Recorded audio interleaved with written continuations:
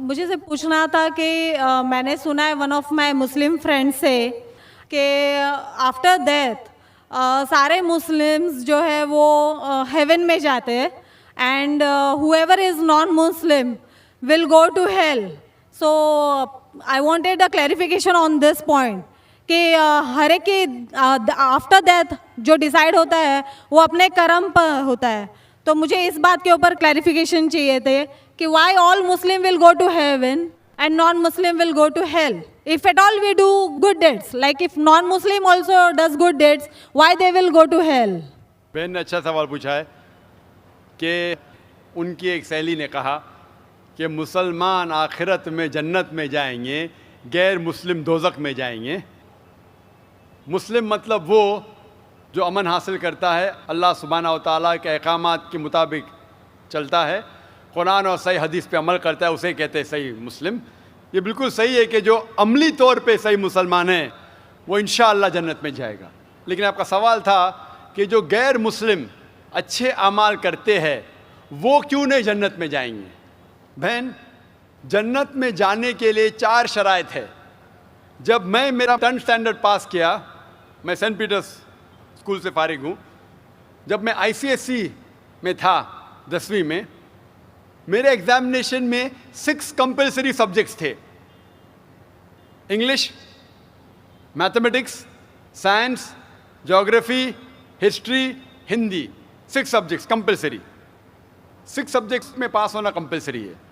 इसी तरीके से इंसान को जन्नत में जाने के लिए 4 शराइत है. ये लिखा है सूरह अल असर में, सूरा नंबर 103 आयत नंबर 1, 2, 3, जिसमें अल्लाह ताला फरमाते वल अस्र इन्नल इंसान लफी खुस्र इल्ला लज़ीना आमनू व आमिलुस सॉलिहाति व तवासौ बिल हक़्क़ व तवासौ बिस सब्र. अल्लाह सुब्हानहू व तआला कसम खा रहे हैं वक्त की, असर की. बेशक इंसान खसारे में है. सिर्फ वो लोग जो 4 चीज़ में सफलता पाते हैं वो लोग खसारे में नहीं हैं. और ये 4 चीज़ें ईमान, अमल सॉलिहात, व तवासौ बिल हक़्क़ व तवासौ बिस सब्र. जिस तरीके से मुझे 10th स्टैंडर्ड पास करने के लिए 6 सब्जेक्ट्स में पास होना कंपलसरी है. मिसाल के तौर पे अगर मुझे mathematics, English, history, geography, science में 99% मार्क्स मिलते हैं, 99%, और हिंदी में सिर्फ मुझे 10% मिलते हैं एंड पासिंग मार्क्स इज 40%. पास होने के लिए 40 मार्क्स की ज़रूरत है. अगर एक सब्जेक्ट में, हिंदी में, मुझे 10% मार्क्स मिलते हैं और बाकी 5 सब्जेक्ट में 99% मार्क्स मिलते हैं, क्या मैं 10th स्टैंडर्ड पास करूँगा कि नहीं? बहन, मैं आपसे पूछना चाहता हूँ, क्या मैं 10th स्टैंडर्ड में सफलता पाऊँगा कि नहीं? एक सब्जेक्ट में 10%, बाकी 5 सब्जेक्ट्स में 99%, क्या मैं 10th स्टैंडर्ड पास करूँगा कि नहीं? नहीं. क्यों? क्योंकि मुझे हिंदी में 10% मार्क्स मिले, भले 99 मिले बाकी 5 सब्जेक्ट में, हिंदी में 10 फेल. उसी तरीके से जन्नत में जाने के लिए सूरह अल असर के हिसाब से 4 चीज़ें ज़रूरी है. ईमान, अमल सॉलिहात, नेक अमाल जो आप कह रहे, वतवासौ बिल हक़, लोगों को हक़ की तरफ बुलाना, वतवासौ बिस सब्र, लोगों को सब्र की तरफ बुलाना. 4 चीज़ें ज़रूरी है.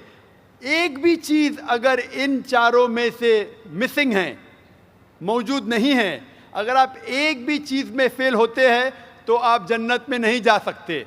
अगर आप कहते हैं कि आप अच्छे इंसान हैं, आमाल में आप बहुत अच्छे अमाल करते हैं, मान लो आपको 99 मार्क्स मिले अमाल में, 99, लेकिन ईमान में तो आप फेल है.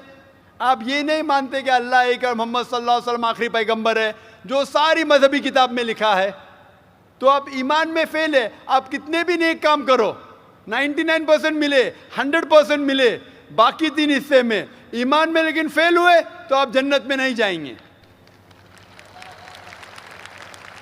इसी तरीके से अगर कोई इंसान नाम का मुसलमान है, अच्छे अमाल नहीं करता है, नेक अमाल नहीं करता है, वतवासौ बिल हक़, दावत नहीं देता है, लोग को हक़ के राह पे नहीं बुलाता है, या लोग को सब्र की तरफ नहीं बुलाता है, सिर्फ नाम का मुसलमान है, मोहम्मद, सुल्तान, जाकिर, अब्दुल्ला, तो वो जन्नत में नहीं जाएगा.